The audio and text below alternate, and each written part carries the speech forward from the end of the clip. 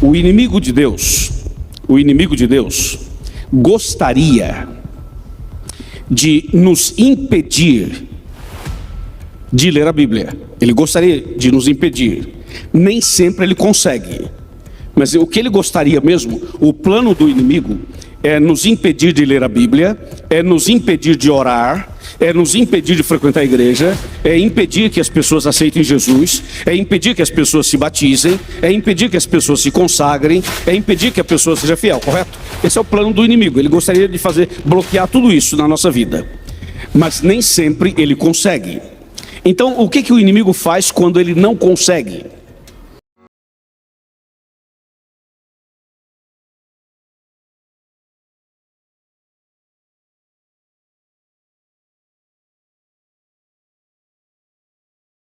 Com uma proposta que é uma proposta que tem dado certo na visão maligna. Qual é a proposta? É misturar o estreito com o largo, a luz com as trevas, o céu com o inferno, a verdade com a mentira. Então, é assim.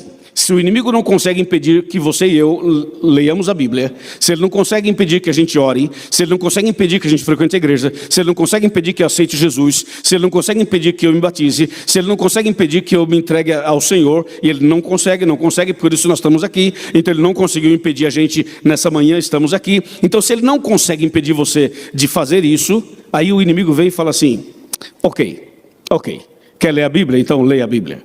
Quer orar? Então tá bom, então ore. Quer ir para a igreja? Ok, vá para a igreja. Você quer se batizar? Batiza. Quer aceitar Jesus? Aceita. Você quer... ok, vai. Mas não precisa ser tão certinho assim. Não precisa ser tão certinho, tão fielzinho assim. Aceita tudo, mas não precisa ser assim também, sabe assim? Assim, sabe assim, 100%. 99%, talvez, 95%. 90%, mas não totalmente, não certinho. E aí veio uma proposta que tem sido a grande jogada do inimigo durante os anos. Irmãos e irmãs e amigos da internet, pessoal da galeria também, atenção jovens, atenção os adolescentes, é o seguinte: o inimigo não aparece na Bíblia só como um dragão. O dragão é um símbolo do inimigo, do mal, mas ele não aparece só como dragão. Quando você ouve falar dragão, você tem aquela ideia de violência, de invasão, de opressão, que é uma linguagem de dragão. Mas quando você olha mais atentamente para a Bíblia, vai ver que o inimigo aparece também como uma serpente. Então nem sempre o inimigo age como um dragão, às vezes ele age como serpente. E a serpente, diferentemente do dragão, ela é sutil. A serpente é sutil. A serpente, ela está e você não percebe que ela está. Ela está perto e você não percebe que ela está perto. Ela não faz barulho, ela é silenciosa. É diferente do dragão. A serpente, quando a pessoa menos espera, ela está com um bote armado e ela ataca e aplica o seu veneno. Quando você ouve falar dragão, você tem aquela ideia de violência, de invasão, de opressão, que é uma linguagem de dragão. Mas quando você olha mais atentamente para a Bíblia, vai ver que o inimigo aparece também como uma serpente. Então nem sempre o inimigo age como um dragão, às vezes ele age como serpente. E a serpente, diferentemente do dragão, ela é sutil. A serpente é sutil. A serpente, ela está e você não percebe que ela está. Ela está perto e você não percebe que ela está perto. Ela não faz barulho, ela é silenciosa. É diferente do dragão. A serpente, quando a pessoa menos espera, ela está com um bote armado e ela ataca e aplica o seu veneno. Então o inimigo, ele é comparado ao dragão, sim, mas é comparado a uma serpente. Então cuidado, porque às vezes ele nem sempre virá a você com violência destruidora visível. Às vezes o trabalho é silencioso, é uma atividade que acontece sem que a pessoa perceba. Quando a pessoa vai perceber, já está envolvido pela serpente. Eu pergunto, para ele enganar a Eva, ele veio como um dragão ou veio como uma serpente? Uma serpente, é claro.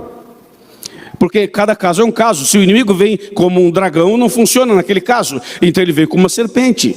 E a serpente, ela é toda jeitosa, entre aspas, para aplicar o seu objetivo, o seu veneno. Então, a grande jogada do inimigo hoje, sabe qual é? A grande jogada hoje, antigamente você via muita gente possessa nas igrejas, lembra desse tempo? Muita gente, as igrejas transmitiam ao vivo as possessões, até na nossa igreja aparecia de vez em quando um endemoniado, essas coisas. E hoje vocês perceberam que parou esse negócio de endemoniado? Você não vê muito por aí. Você pode ver, é tudo tranquilo, o povo frequenta a igreja, amém, glória a Deus, aleluia, está tudo certo. Você não vê mais gente endemoniada com frequência como víamos antigamente. Por quê? O diabo parou de se manifestar? Não parou não. Ele mudou a estratégia.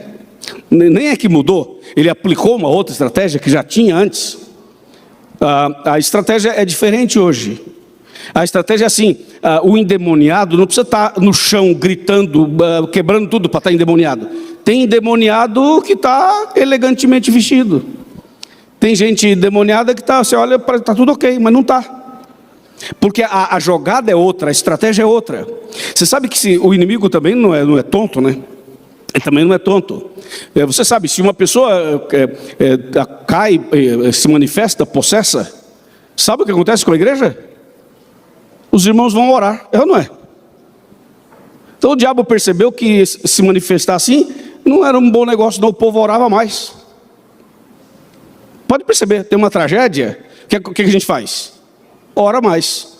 Acontece uma coisa ruim, o que a gente faz? Ora mais. Então a gente acaba buscando mais a Deus quando acontecem os problemas. Então o inimigo ele vem de uma forma ardilosa, misturando o santo com o profano, a verdade com a mentira, o estreito com o largo, e aí vem com essas ideias modernas e pós-modernas, onde a gente, sem perceber, vai misturando as coisas de Deus com as coisas que não são de Deus. A gente, sem perceber, a gente vai sendo envolvido por essa onda, e essa onda vai crescendo, crescendo, e quando você percebe, você está achando tudo normal. E nem tudo é normal. Nem tudo é normal, mas a gente vai sendo envolvido e começa a achar que é normal, quando não é. Percebe? Então, observem. O que o texto bíblico está dizendo para a gente é: existem dois caminhos, o estreito e o largo. Ou você está no estreito, ou você está no largo. Ou você está na luz ou nas trevas. Ou anda com Deus ou anda com o inimigo. Ou vai para o céu ou vai para o inferno. Ou é bênção ou é maldição. Ou é santo ou é profano. É assim, a Bíblia é assim. Mostra exatamente isso.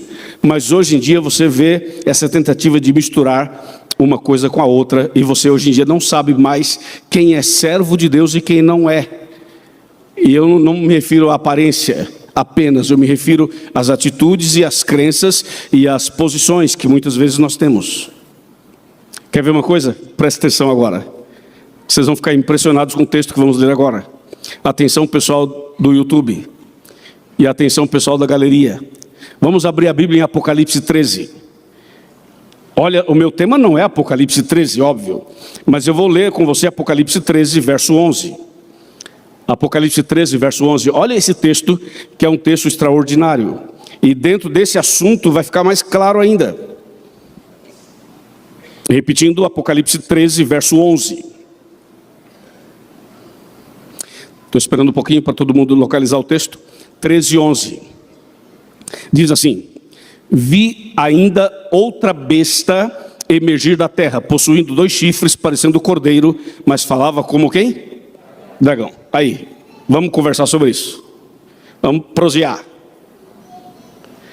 Gente, olha para cá, por favor. Estão olhando para cá? Obrigado.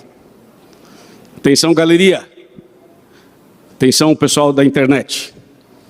O que você viu nesse texto aí? O meu tema não é a besta. Mas o que você viu nesse texto? Aí fala assim: vi outra besta emergir da onde? Da terra, da terra. Ela possuía 2 chifres, parecendo o quê? Tá fraco, parecendo o quê? Dá para falar, por favor? Parecendo o quê?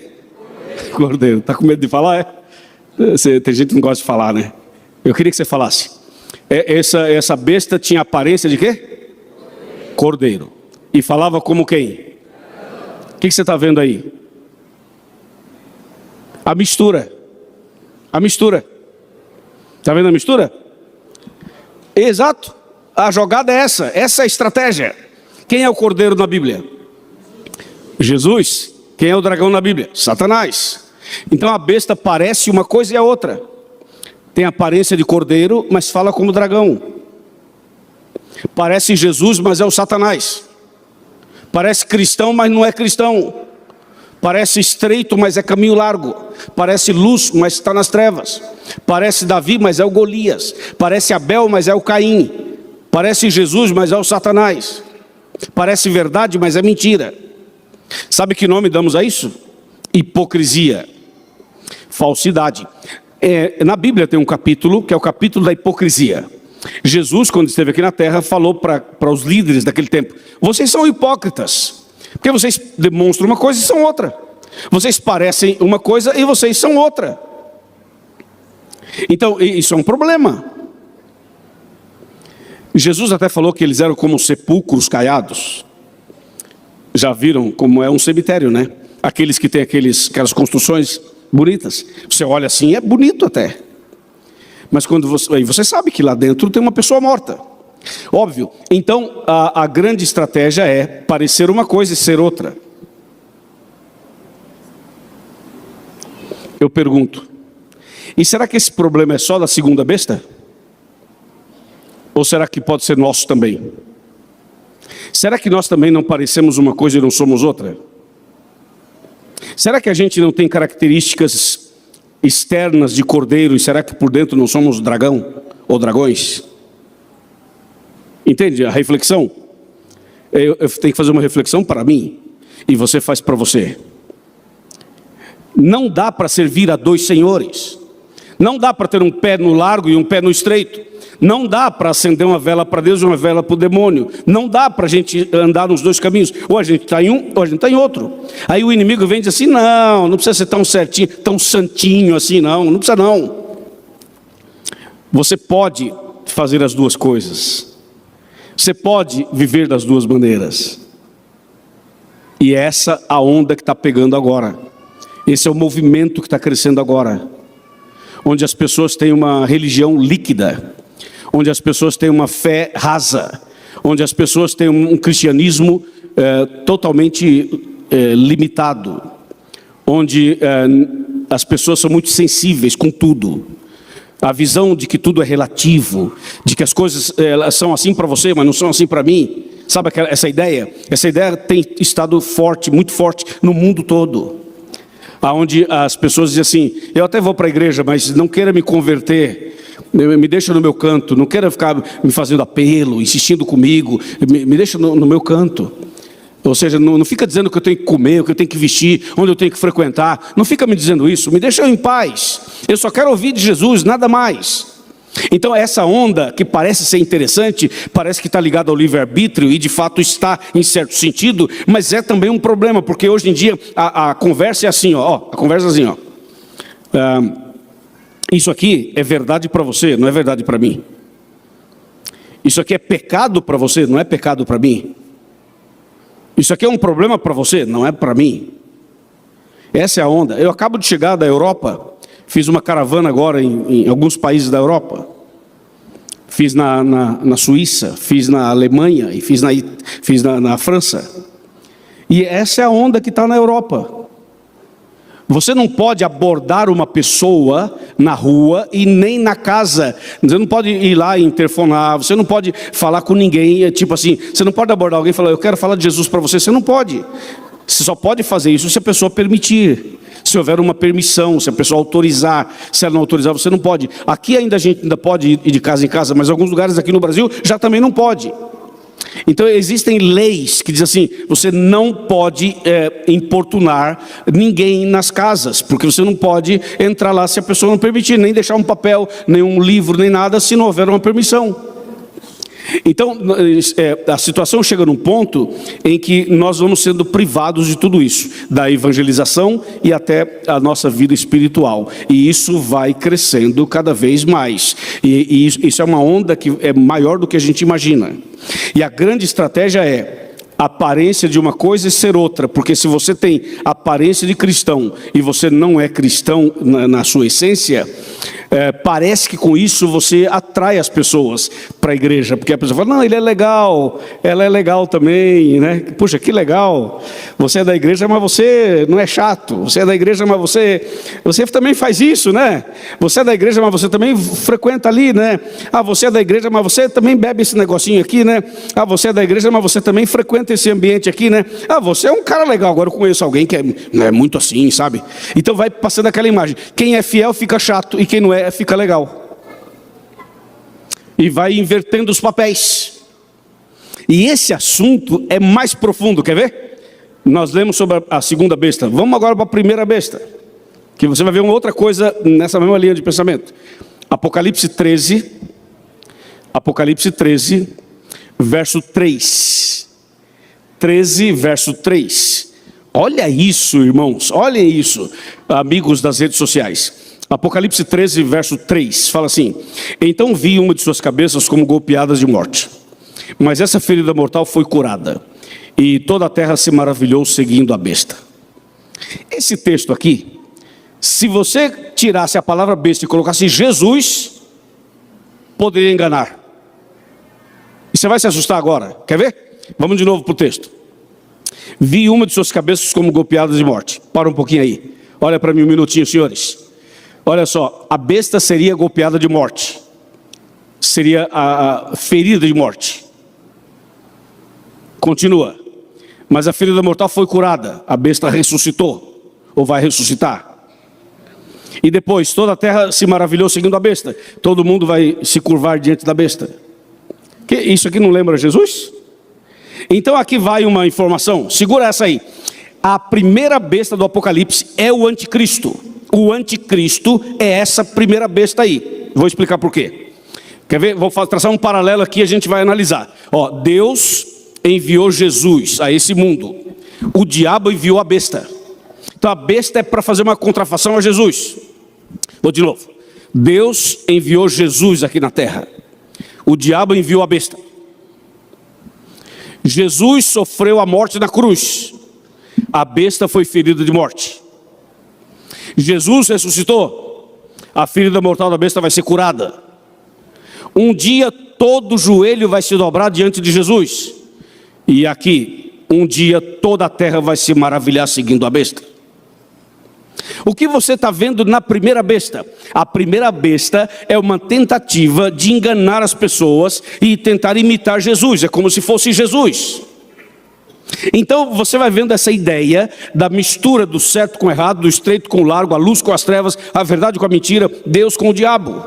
Vai misturando tudo. E o assunto vai tão longe, que o Satanás, quando Jesus esteve aqui na terra, vocês lembram da história bíblica? Jesus foi batizado no Rio Jordão e foi para o deserto, lembra? Aí Jesus foi fazer jejum e oração 40 dias, lá no deserto. No final do jejum, Jesus estava com fome. Aí apareceu Satanás e ele fez 3 tentações. A primeira, transforma as pedras em pães. Jesus não caiu nessa. A segunda, lança-te daqui para baixo, pula. Jesus não caiu nessa. Aí a terceira tem um elemento diferenciado na tentação. A terceira tentação foi uma proposta para fazer um pacto. Você faria um pacto com Satanás? Não. O Satanás propôs um pacto a Jesus. Ele disse assim: Jesus, você veio aqui na terra para quê? Não veio morrer para salvar a humanidade? Não veio resgatar o planeta? Não veio salvar as pessoas? Não foi para isso que você veio aqui? Recuperar tudo isso aqui? Eu sei que você veio para isso. Então vamos fazer o seguinte: você sabe que para você recuperar tudo isso vai ter que morrer na cruz. Então podemos poupar o seu sacrifício e o seu sofrimento. É muito simples, quer ver? Você se prostra, me adora e resolvido, te dou todos os reinos do mundo e a glória deles. Te dou tudo o que você quer, sem você sofrer nada. É só se prostrar e me adorar e resolvido. O diabo queria dizer para Jesus assim: por que você vai fazer tudo isso, se a gente pode resolver aqui entre nós? Vê qual é a ideia? A ideia é justamente essa: misturar as coisas santas com as coisas profanas. E esse assunto vai para outros ramos, outras esferas da vida. Quer ver uma coisa? Me responde aí. O Vaticano é uma igreja ou é um país?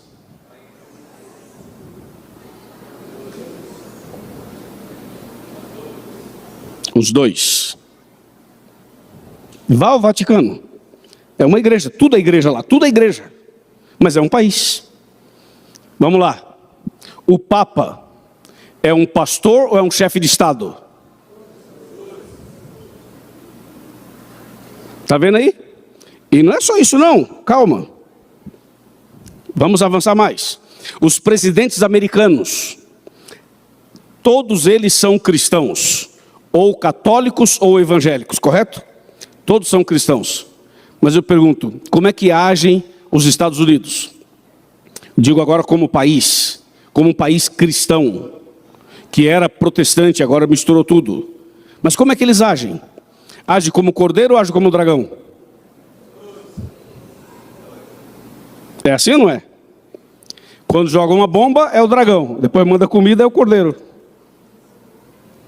Os dois. Quer ver mais?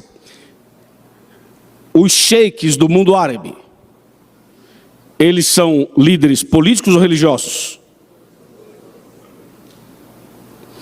E os ayatolás, eles são líderes políticos ou religiosos? Os dois. Os dois. E no Brasil, como é que está a política? Os dois. Pode ser direita ou esquerda, tá assim. Qual é o sonho da esquerda? Conquistar os evangélicos. Qual é o sonho da direita? Manter os evangélicos. Nunca você ouviu tanto político falar de Jesus, é ou não é? Por quê? Porque é uma estratégia. Isso funciona. Esse negócio de você misturar as coisas. Você diz, eu sou cristão, mas não é cristão coisa nenhuma. Não é assim ou não? A pessoa diz, não, eu sou da igreja. Ok, ele é da igreja. Mas ser da igreja não significa muita coisa. Não significa muita coisa. Muita gente que está na igreja não vai para o céu. Porque não é só frequentar a igreja. Nós sabemos isso. Então você percebe que essa ideia de que existem dois caminhos é uma ideia bíblica. A ideia bíblica é clara, existem dois caminhos. E o diabo está tentando e está trabalhando para misturar as coisas. Misturar o santo com o profano. Hoje, para você ter uma ideia, existem movimentos religiosos no Brasil, na Europa e no mundo todo, onde você entra em algumas reuniões religiosas e você não sabe se está numa reunião religiosa ou se você está num salão de festas seculares ou um salão de outras coisas por aí. Você não consegue diferenciar. É muito complicado, porque as coisas estão misturadas. Estão bem complexas. Eu estive em Londres, e eu fiz uma experiência em Londres que foi consciente. Eu queria fazer umas visitas ali durante o evangelismo. E no sábado, eu fui à igreja adventista, a nossa igreja. Fui à escola sabatina, ao culto, lá em Londres. Aí no domingo de manhã, eu fui assistir um serviço religioso daquela banda Hillsong, que agora é uma igreja, né? Era uma banda musical, agora é uma igreja. E tem no mundo todo. E eu fui na Hillsong de Londres. Sabe onde funciona a Hillsong? No teatro que era do Queens, uma banda famosa de alguns anos atrás. Eles faziam shows ali. E esse teatro é enorme. E lá funcionam os serviços religiosos dessa igreja. Eu fui lá assistir o culto. No domingo, eles fazem 3 sessões. 3 sessões. Cada sessão tem 32 mil jovens. 32 mil jovens. 1 hora de música. 15 minutos de Bíblia. Esse é o programa. Assim, ó, cheio, lotado. Eu sentei no chão, porque não tinha mais lugar para sentar. Lá atrás, tinha um cantinho no chão, o cara falou, pode sentar aí. Sentei no chão lá atrás. Aí você entra assim, você fala assim, gente do céu, que coisa espetacular. E é espetacular. Mas visivelmente é uma estratégia que mistura as duas coisas. É visível, visível. Aí, no domingo, depois dessa visita, eu fui à primeira igreja ateísta da Europa. Sabia que tem igreja para ateus? Sim, senhor. Fui visitar a igreja dos ateus para ver como é que era. Aí cheguei lá, funciona num teatro também, menor teatro. E fui lá visitar a igreja dos ateus. Eu sabia o horário, tinha programado tudo, fui lá. Cheguei lá, o pastor, entre aspas, era um stand-up. Cara maneiro, né? Bem aquele jeitão de stand-up. Cabelos longos, todo diferentão. Até aí tá tudo bem, cada um, não tem nenhum problema quanto a isso. Mas era um stand-up. E a fala dele era um show de stand-up. E na hora de trazer a palavra, foi uma meditação sobre Nietzsche. Falou uma das ideias de Nietzsche. E depois, no louvor, era os Beatles. As músicas dos Beatles. E depois tinha oferta. Eles tinham oferta. Os ateus. Passou a... Era uma lata assim que eles fizeram bem bonita. Pintaram a lata, fizeram as coisas bonitas. E passava aquelas latas assim. E o pregador, entre aspas, dizia assim: isso é para manter aqui o funcionamento do templo. Então, até os ateus têm igreja agora. E essa onda vai longe, viu, gente? Muito longe. Muito longe. Jesus tinha 12 discípulos. Jesus tinha 12 discípulos. Um deles traiu Jesus. E era um dos 12. Mas não foi só esse o problema que teve os 12. Quando Jesus foi preso no Getsemane, os discípulos entraram em crise.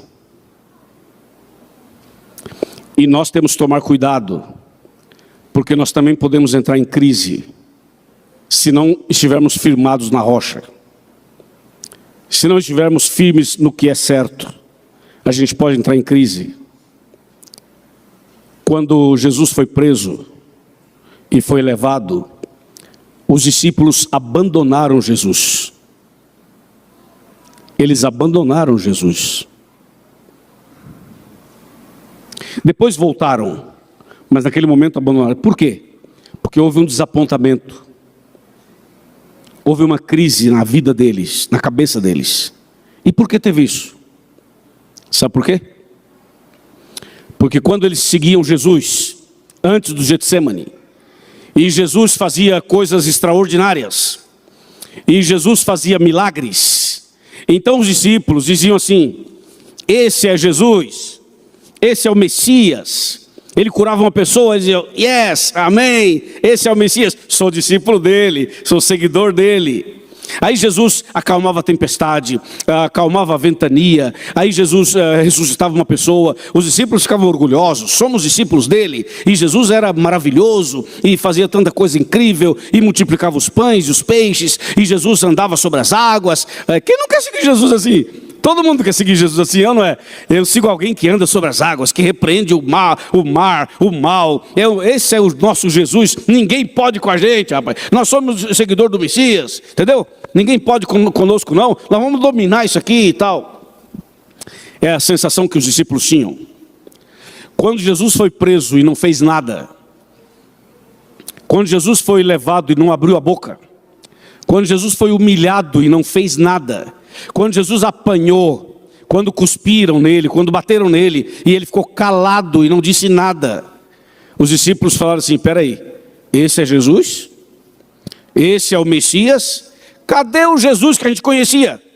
Cadê o Messias que a gente conhecia?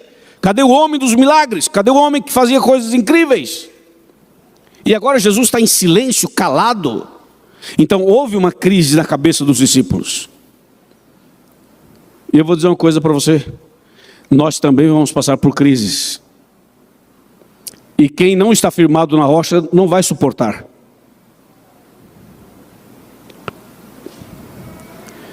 Vamos chegar a um tempo em que as igrejas vão se fechar, inclusive as adventistas.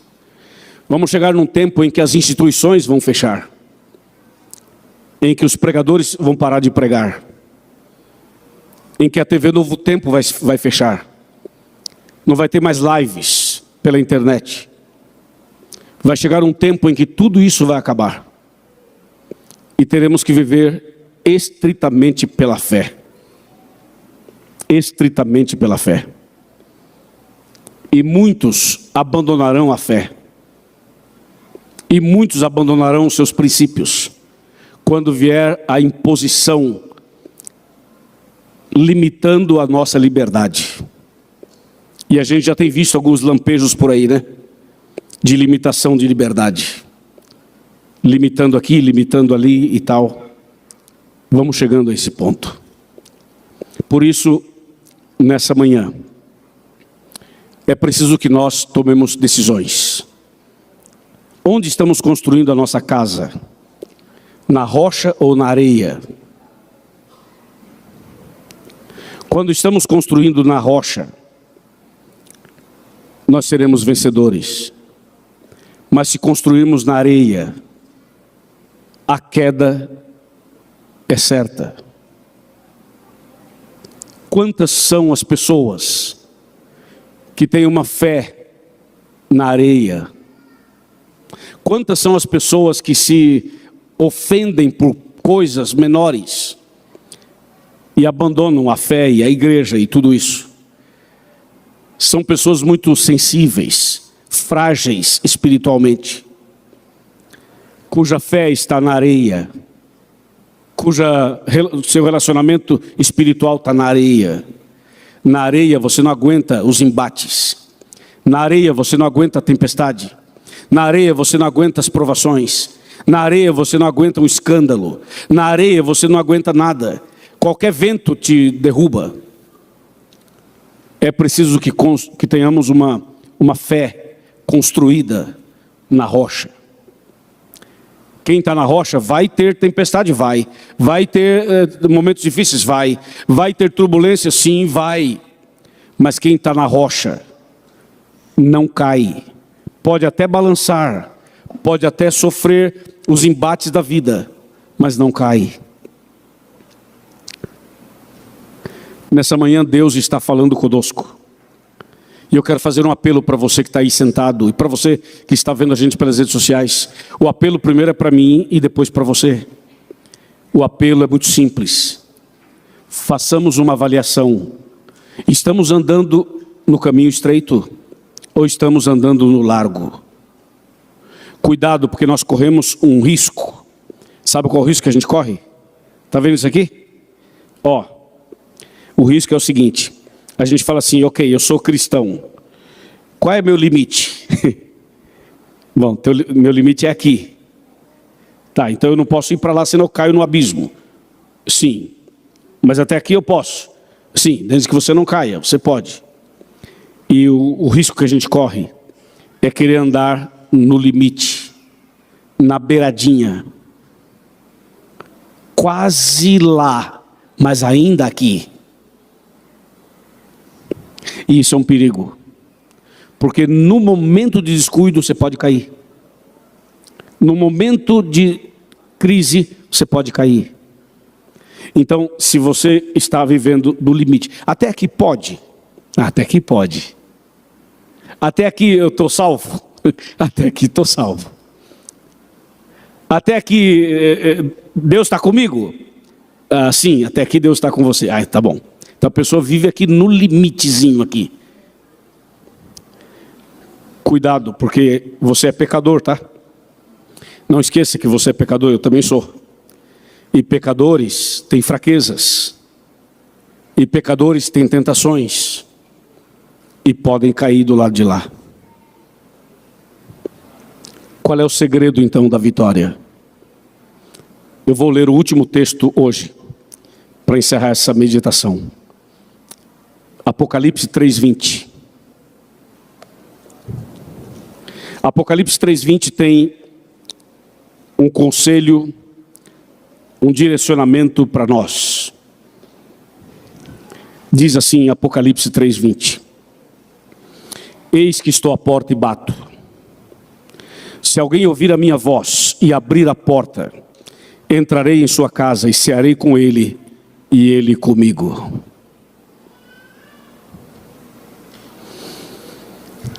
Você conhece esse texto? É um dos textos mais lidos e mais usados nas pregações. O segredo para a gente ser firme com Deus está nesse texto. Jesus está dizendo assim: eu estou à porta do seu coração e estou batendo.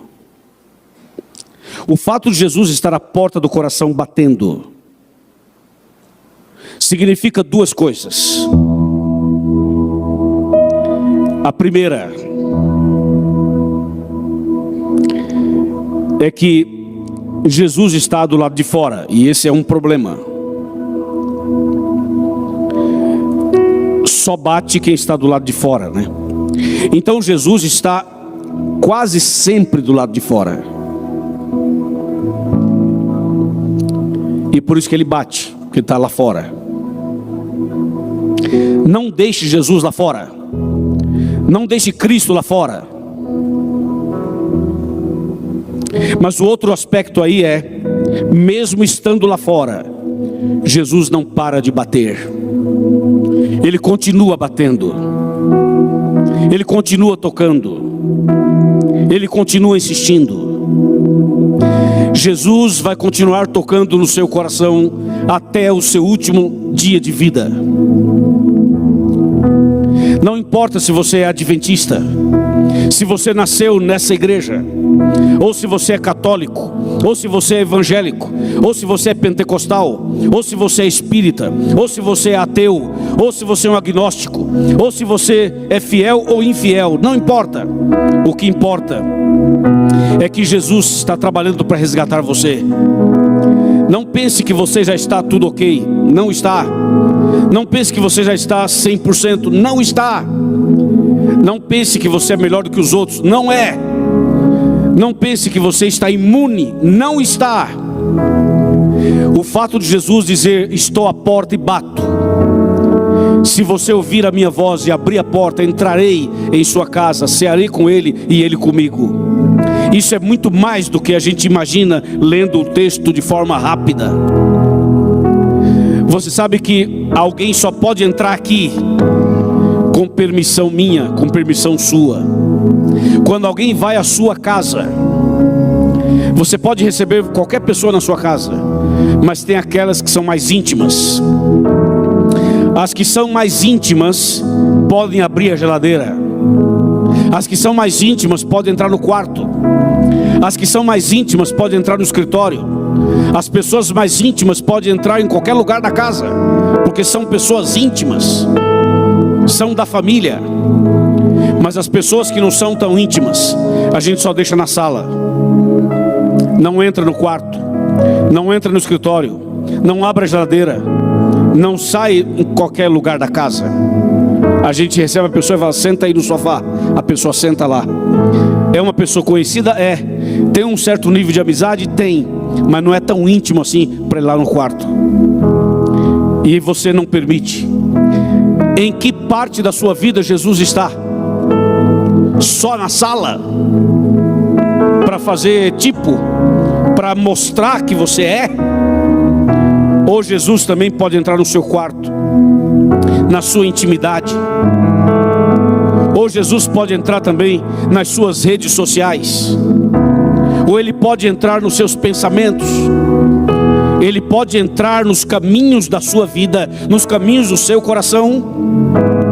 Eu e você podemos enganar todo mundo, mas não podemos enganar Jesus. Ele conhece os caminhos do seu coração. Ele conhece os pensamentos que você tem.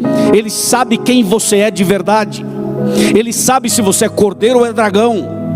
Ele sabe se aí dentro está o cordeiro ou está o dragão. Ele conhece você. E saiba que as pessoas sinceras irão para o céu, as que não são sinceras não irão, porque as pessoas sinceras, elas podem até falhar, podem errar, podem pecar, mas uma pessoa que é sincera, ela segura na mão de Jesus em oração, ela se arrepende, ela se levanta e continua. Mas a pessoa que não é sincera, ela engana, ela camufla, ela esconde. Sabe quantas são as pessoas que parecem que são santas, mas não são, escondem as coisas. Jesus quer romper isso. Não tente andar nos dois caminhos. Está me ouvindo? Está me ouvindo aí, irmão? Está me ouvindo aí, irmã? Está me ouvindo, jovem? Está me ouvindo, adolescente? Está me ouvindo, você da galeria? Está me ouvindo, você vendo pelas redes sociais? Não tente andar nos dois caminhos. Não se pode servir a Deus e aquilo que é contra Deus. Não se pode. É preciso abrir o coração e falar: Jesus, entra. Uma vez alguém me perguntou assim: tá bom, e se eu deixo Jesus entrar, ele entra? E se eu me entrego completamente a ele, e aí, ok, me entreguei. E se amanhã ou depois eu cometer uma falha, um erro, um pecado, o que eu faço? Eu disse: é muito simples. É muito simples. E você vai errar. Não pense que você vai ser uma pessoa inerrante a partir do momento que você aceita Jesus. Você vai errar, vai falhar, vai sofrer seus problemas, lógico que sim. Sabe o que você faz? É muito simples.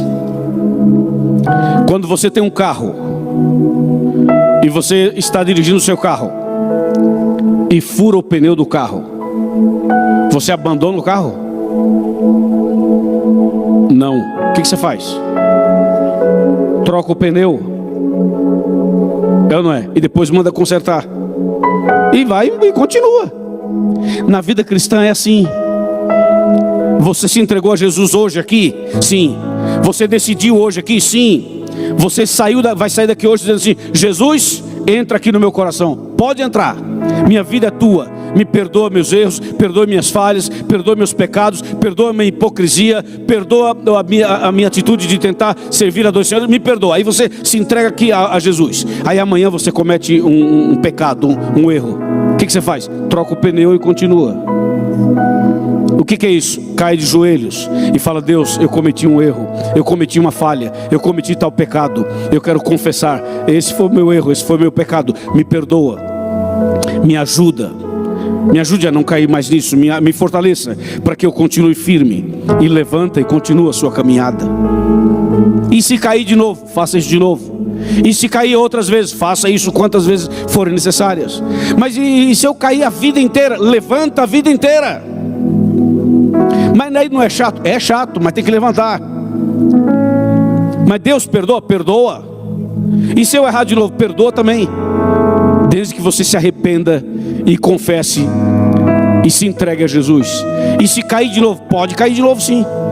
Uma vez perguntaram a Jesus: Jesus, quantas vezes meu irmão peca contra mim eu devo perdoar? 7 vezes? E Jesus falou: não, 70 vezes 7.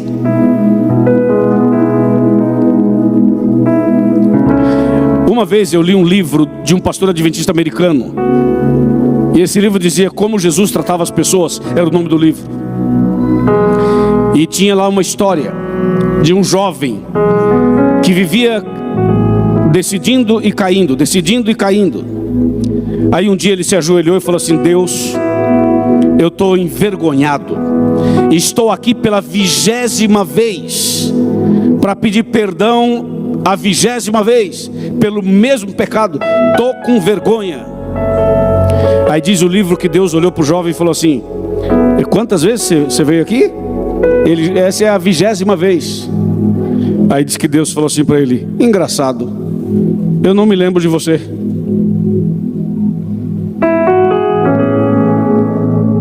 Eu não me lembro. Essa história está dizendo o quê? Deus perdoa e esquece. Sabe quem não esquece? Somos nós. A gente é que não esquece. Deus perdoa os homens nem sempre. Deus esquece os homens nem sempre. Entendeu?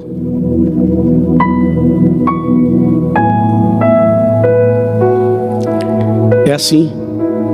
Uma vez uma senhora me perguntou assim: Deus me perdoou? Eu falei: perdoou, mas eu não sinto. Eu falei: mas não é porque você não sente que Ele não te perdoou. Como é que eu sei que Ele perdoou? Porque Ele disse na Bíblia que perdoou. Se Ele disse que perdoou, está perdoado. Eu disse: sabe qual é o problema da senhora?